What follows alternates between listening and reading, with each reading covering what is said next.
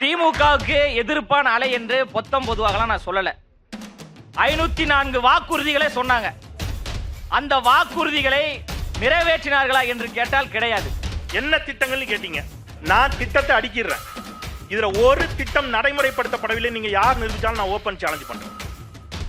திட்டத்தை நான் சொல்றேன். எத்தனை திட்டம்னு முடிஞ்சா எண்ணிக்கங்க. கலைஞர் மகளிர் உரிமை தொகை திட்டம், விடியல் பயண திட்டம், நான் முதல்வன் திட்டம், புதுமை பெண் திட்டம், தமிழ் புதல்வன் திட்டம், இல்லம் தேடி கல்வி, முதலமைச்சரின் காலை உணவு திட்டம், கனடா நாட்டு பிரதமர் பாராட்டி அவங்க நாட்டில் இம்ப்ளிமெண்ட் பண்ணியிருக்கிறாரு. சென்னையில் கலைஞர் பன்னோக்கு மருத்துவமனை, மதுரையில் கலைஞர் நூற்றாண்டு நூலகம், மதுரையில் தமிழர்களின் புகழை பாரம்பரியத்தை உலகிற்கு எடுத்துக்காட்டுவதற்கு மதுரையில் சல்லிக்கட்டு மைதானம், கீழடியில் அருங்காட்சியகம், அம்பேத்கர் அயலக கல்வி உதவி தொகை திட்டம். எவ்வளவு பெரிய திட்டம் தெரியுமா? உயர்வுக்கு படி என்ற திட்டம், வடசென்னை வளர்ச்சி திட்டம், ஒருங்கிணைந்த ஜவுளி பூங்கா சேலத்துல, இன்னுயிர் காப்போம் நம்மை காப்போம் 48. எத்தனை பேருடைய குடும்பம் இதனால காப்பாற்றப்பட்டிருக்கு தெரியுமா? எத்தனை உயிர்கள் காப்பாற்றப்பட்டிருக்கு தெரியுமா?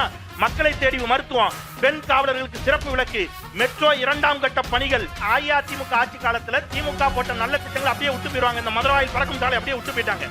அப்படி அல்ல, கிளாம்பாக்கம் பேருந்து நிலையத்தை பாதியில விட்டாங்க.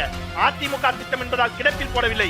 மிகச் சிறப்பாக கிளாம்பாக்கம் பேருந்து நிலையம் இன்றைக்கு விமான நிலையத்திற்கு இணையாக திறக்கப்பட்டிருக்கிறது.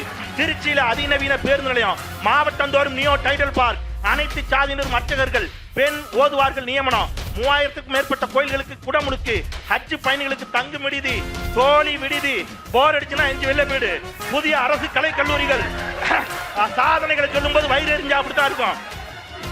முதல்வர் மலிவு விலை மறந்தகம், 2 லட்சம் விவசாயிகளுக்கு இலவச மின் இணைப்பு, ஆட்சிக்கு வந்தவுடனேயே பெட்ரோலுக்கு லிட்டருக்கு 3 ரூபாய் குறைப்பு, ஆவின் பால் லிட்டருக்கு 3 ரூபாய் குறைப்பு, பதவி ஏற்றதும் கொரோனா நிவாரண நிதி, கொரோனா சிகிச்சைகளுக்கு இலவச காப்பீடு, கொரோனாவால் பெற்றோரை இழந்த குழந்தைகளுக்கு 5 லட்சம் ரூபாய் வங்கிகளில் வைப்பு தொகை, சென்னையில் வெள்ள பாதிப்பை தடுக்க வடிகால் பணிகள், திருப்போரூர்ல 4375 ஏக்கர்ல புதிய ஏரி, கிண்டி குதிரை பந்தய மைதானத்துல வெள்ள வடிகாலுக்கு 4.6 மில்லியன் கன அடி கொள்ளளவு கொண்ட 4 குளங்கள், நெல்லையில் 54,000 சதுர மீட்டர் பரப்பளவுல பொருணை அருங்காட்சியகம். இவ்வளவு திட்டத்தையும் கொண்டு வந்திருக்கிறாரு. தம்பி கேட்கிறாரு, என்ன திட்டம் அப்படின்னு கேட்டீங்கன்னா, வெக்கேஷனுக்கு மட்டும் வீட்டை விட்டு வெளியில வரலாம் ஸ்டாலினோடு போட்டி போட வேண்டும் என்று நினைப்பது அரசியல் நகைச்சுவை என்று சொல்லி நன்றி பாராட்டி விடைபெறுகின்றேன். நன்றி, வணக்கம்.